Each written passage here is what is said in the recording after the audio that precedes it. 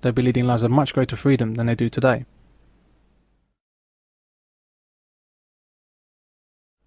Business, by using feminism, has managed to convince women to want, demand and fight for wage slavery. They persuaded women that freedom lies in this slavery, and they've even made women believe that they're independent by being dependent on the job. They persuaded the elite group of people who have not had to work to survive into throwing off their privilege and free time, their quality of life and the needs of their families, and trade it all in for the treadmill of work.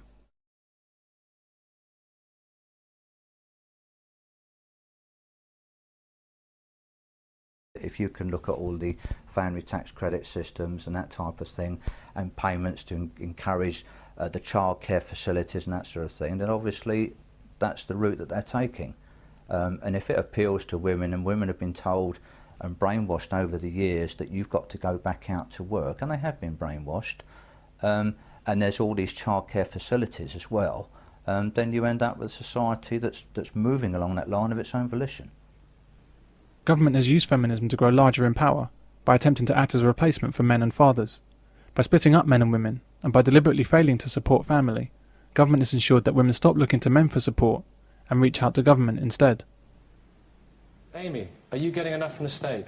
I don't think I am, no. What do you get at the moment? Just Pardon? What sort of help do you get? I'll get housing benefit and income support. Government policy of not supporting the family. One father, one mother under one roof with its biological children. That's no longer supported. You have the radical feminists who are pushing to exclude men from the family. That's one of their avowed aims. We want men out of the family. Unfortunately, we are described as the enemy.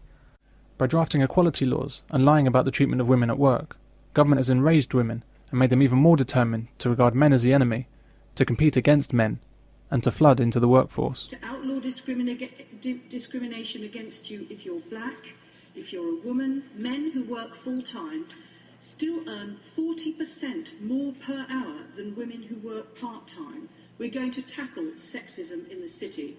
Female vote tends to be the moving vote. When you go back past previous elections, the male vote tends to stay fairly static. The female vote is the one that shifts. So if they can shift that female vote into their camp, and it means giving them whatever it is they need to give them to keep them there, then that's what they'll do. It's only politics. But government's aim has never been to make women happier or improve their lives. Just as with business, its aim has always been to get more economic use out of women by removing them from their children and putting them to work. And this is sold to women as a positive thing for families, and women are stupid enough to swallow it and ask for more. Maybe if they gave us a little bit more leeway with childcare and the whole area around childcare, then maybe we could go back and support ourselves. But under Labour, breakfast and after-school clubs like this one would guarantee affordable childcare before and after school. It is not about children being abandoned in schools for 10 hours a day all year round.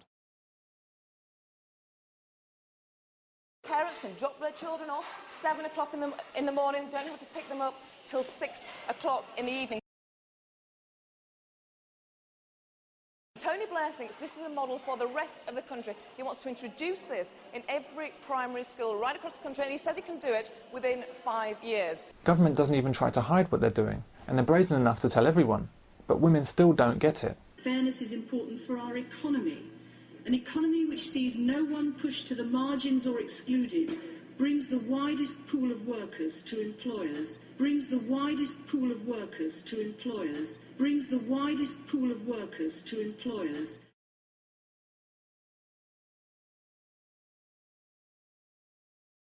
Being a housewife, or full-time mum, or homemaker, however you want to describe it, is a great privilege that women have enjoyed, made possible by the work of men. It's a badge of honour and success for a woman to be called a housewife. It's not an insult.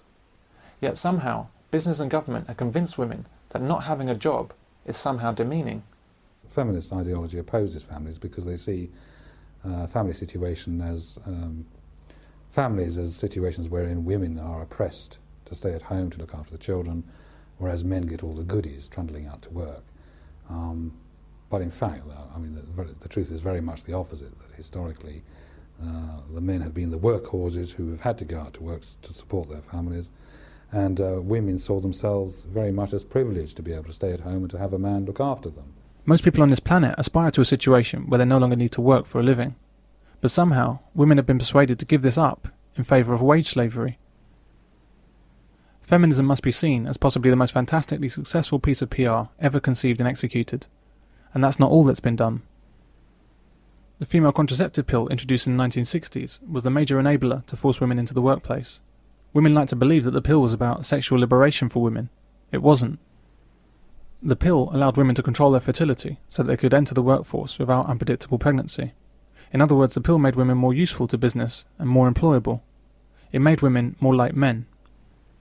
The pill, combined with the female politics of the time, was the spark and fuel of feminism. Never forget when I turned the corner at the Hotel Plaza, I could not see to the end. It was the most exciting day. It was the time that the women's movement became a movement. The ideas and plans of business and government to properly exploit women by putting them to work truly came to fruition during this period. The key was to make women angry. Government and business found this very easy to do. The campaign in the United States is another stage in a long fight. Since the start of the century, women have been battling attitudes that hold them back. Yet around the world, half the people still can't enjoy all the freedoms the other half take for granted. Newspapers and television broadcasting in the 70s was dominated by feminist journalists. This enabled the hateful and biased views of feminism to become mainstream. The most successful part of it is that at that point in the 70s, if you think about it, the majority of women who were journalists internationally were very heavy radical feminists. So they had the women's pages. And of course male journalists and male editors, seeing it as, in quotes, a woman's problem, left it to them. And very quickly there was a savage kind of censorship, and anybody who dared argue was in very serious trouble. If you don't agree with us, you are against us. It's a politically correct game. It's intimidate. You cannot speak your mind because you are deemed to be offending people. And the only people you can offend with impunity are men, particularly white, heterosexual men. You've got everything of those, that everything is stacked against you. They obviously put a great deal of effort into moving outside of the status of victims. But what they've got now is all the advantages and protection that comes with the status of victims when they're not actually victims anymore. And they would say themselves that they're not victims, and yet they claim all the powers of victims, so you can do no wrong. Whenever men try to speak out, or articles are written that in some way oppose the feminist agenda, women's groups, women's lobby groups, will stir up in their gullible female supporters hysteria, and they will claim and they will argue that the attacks that are made on the feminist movement and on the female point of view create a climate of fear amongst the vulnerable females in the community, and therefore they should not be articulated at all. The problem is that they still think of any comment from a man or any attempt of a man to gain power as being at the expense of women. So men are are being hobbled in trying to gain power for themselves, because any man gaining power is gaining power at the expense of women, across the board. So in other words, the very act of protesting against the feminist movement is deemed by them to be creating a climate of fear. So men must not speak in case those women who happen to be vulnerable out there hear you.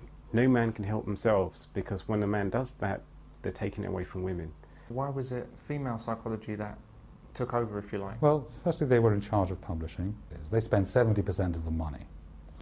They are therefore very important from the point of view, say, newspapers and the media in general with selling their wares. They will lobby companies and suggest that if they are supporting views which are inconsistent with the feminist movement, they are supporting abuse against women. So what women do is they can be oppressive, and as we've seen with fathers' rights, they are being oppressive, but they will never even think of themselves as being oppressive. They won't even imagine that they're being oppressive, because in their mind, in their world, they're victims, and they're still victims. For the last goodness knows how many years, time and time again, one would read in the newspapers that the laws were somehow biased against women. Can you believe it? Lawyers, A, B, C down to Z, would write about how women were unfairly treated with regard to the alimony, their alimony in divorce, what have you. Baroness Kennedy, Helena Kennedy, people like that. They would proudly proclaim who they were and what their objectives were. 2 years ago, a barrister wrote in the Times an article which quite meekly pointed out that men were sometimes unfairly treated in the law.